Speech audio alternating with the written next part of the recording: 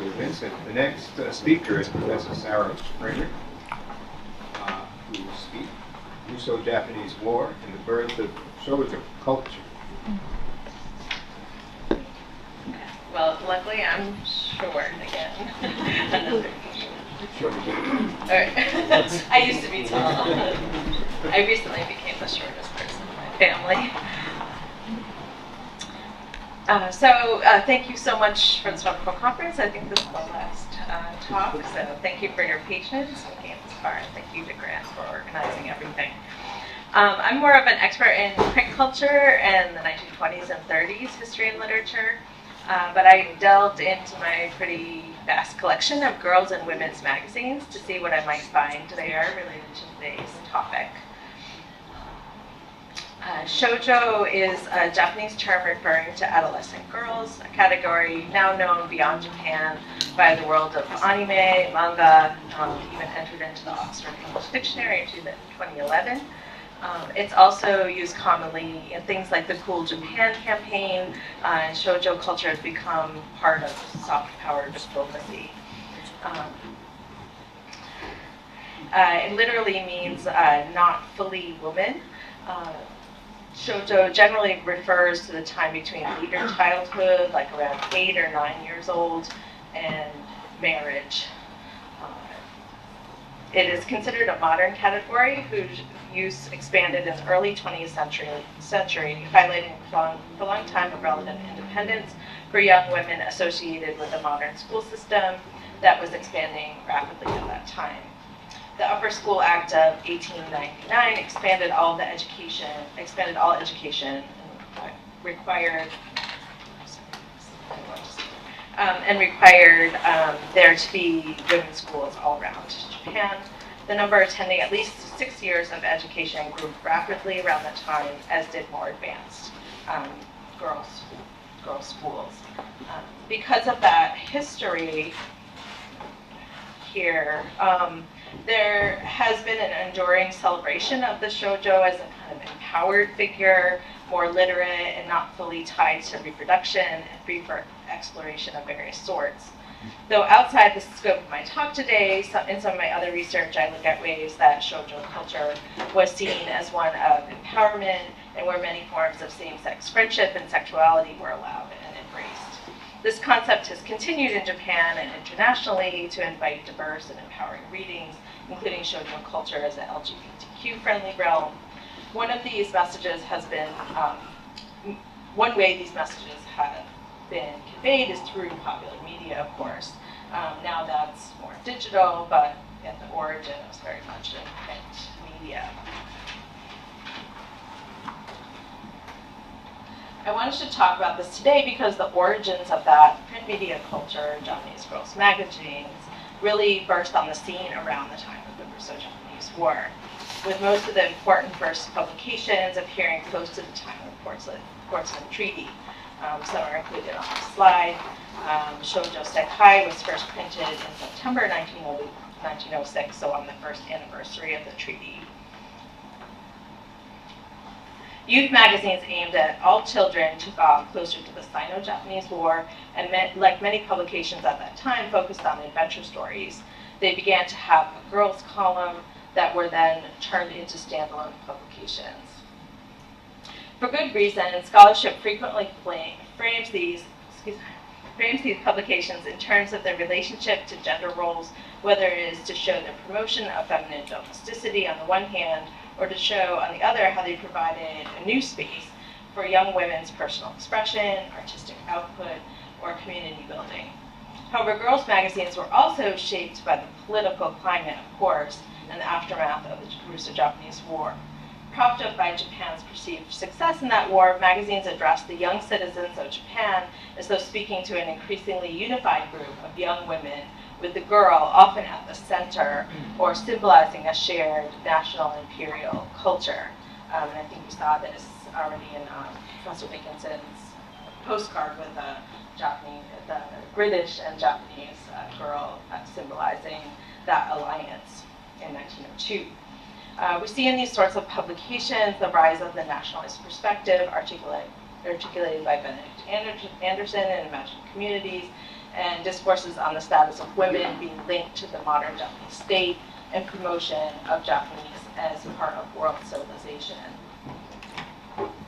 Representation of the school system itself helped to promote the idea of a national education system that both stood within a world system and was seen as poised to expand into the Japanese empire.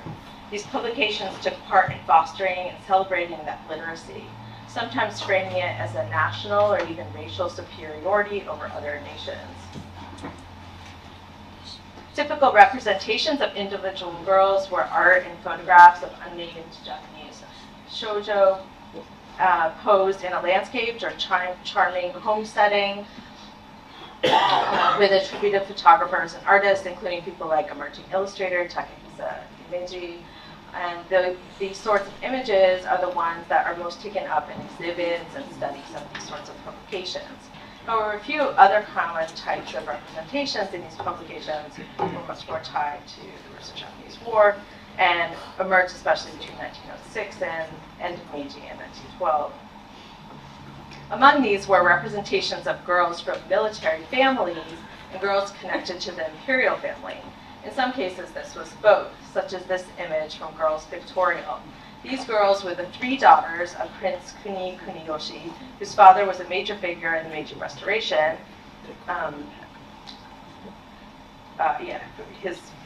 Kuni's father was a figure in the Meiji Restoration and had been granted a branch line of the imperial family as Kuninomiya.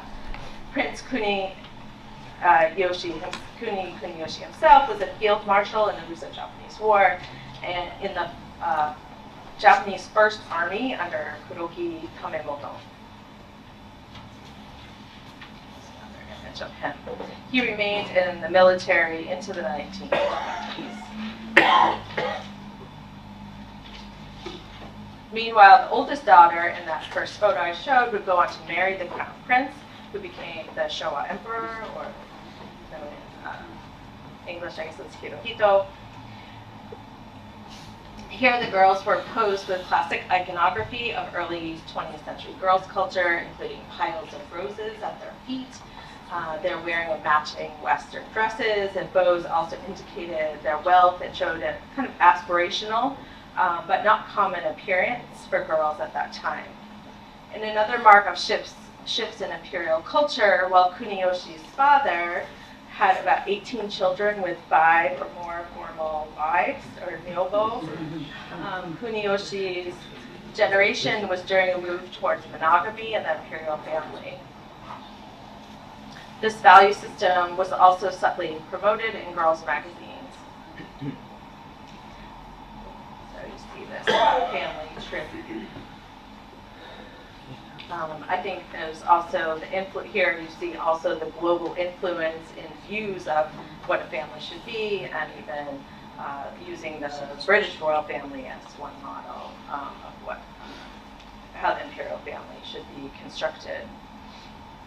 This is from later in the 20s, the same family represented on a family trip in Japan and presented as a modern family in this manner. One element of such trips was to highlight the reach of the imperial family, but the periodicals themselves were also reaching beyond Japan into the growing empire. And we have clear evidence that they were read in Korea and later Taiwan and Manchuria, as well as, of course, U.S. and other Japanese diasporic communities.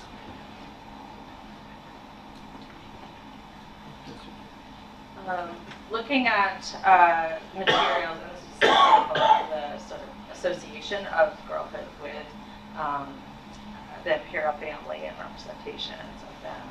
Looking at some materials printed much closer to the time of the Portsmouth Treaty and first years of some of these magazines, one thing that stands out is the presence of Korea. Of course, this was not surprising, given political developments at the time.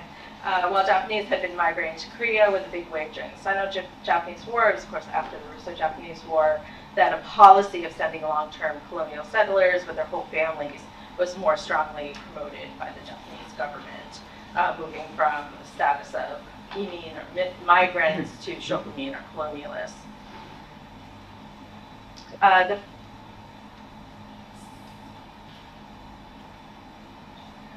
Yeah, so in these magazines you see all kinds of reader submissions and reader letters, and they will usually identify where people are from, for example, like Asakusa or Tokyo, but you begin to see letters and submissions from people marked as Japanese living in Korea.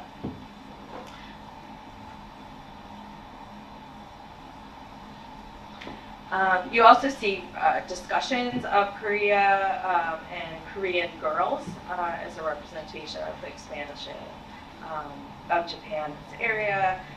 For example, one of the major people to formulate images of Koreans was Mitani Tamiko, a Christian educator who was in charge of Korean study abroad students at Joshi Gakuin, but also had visited some Korean schools.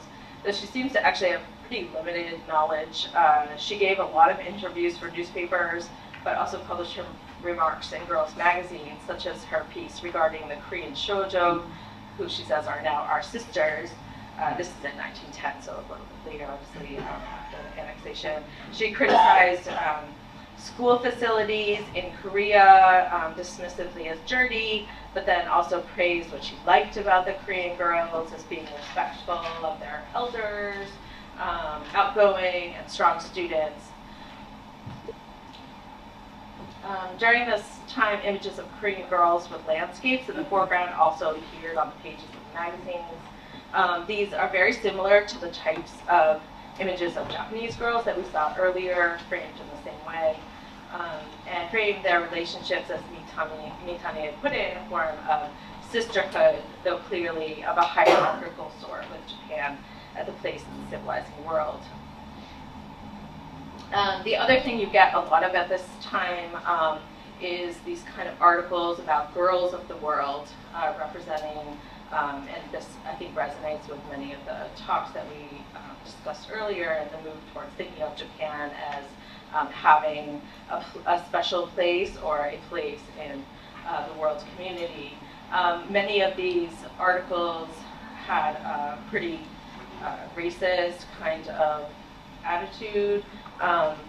This is not the slide I'm showing, but one of the articles was posed as a humorous piece by Takeda Oto.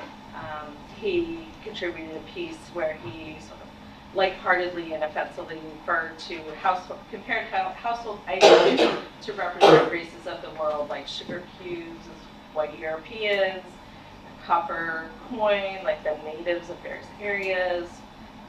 So it's really racist stuff. He goes to the first Indians, Africans, and egg soap is the people of Asia.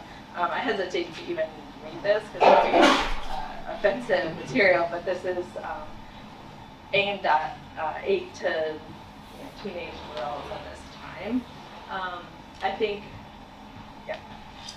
think that in looking at this kind of material, it's important to consider and recognize that history, and that at this moment is when you start to see racialized views of the Japanese girl and a discussion of race in general appearing here in this popular culture. I think that's particularly so because many of these works to this day, sort of shoujo culture to this day, is presented as a form of cosmopolitanism, and that is an element of it, but I think we also need to properly historicize and critique the emergence of race in this type of popular culture. And the last kind of example that I'll quickly give as I finish up is the promotion of girls' fitness as a way which it began to be popularized at the time of the Russo-Japanese War. There was a new trend in promoting fitness in general, but girls' fitness at this time, and you see a lot of representations of it. This is kind of a fun one with an umbrella, but particularly the representations in photos of undokai or sports events, which are still very popular in Japanese schools. And these highlighted that at the same time that there was a similar kind of girlhood developing all around Japan, that girls' education was kind of regularized and regulated, while also suggesting that women's bodies could support the state. And you see also among those photographs, Korean Girls School in Yopai. And these would be partly for Japanese living in Korea, but also later be promoted among the colonized Koreans. So I will finish up here, but I just wanted to think about the ways that we should consider this kind of history in what is still a popular topic. Many people who take my classes like to read shoujo genre, fiction, anime, and so on. And we often think of it as a very empowering, as I said, very empowering kind of discourse, and I think it is. But I think at the same time that we should consider the ways that there is in its origins, these kinds of problematic discussion of intra-Asia relationships, race, and colonialism as well. This is probably the most unexpected slide for conference on the Treaty of Portsmouth, but I thought I'd put that there. So thank you so much for giving me the opportunity to think about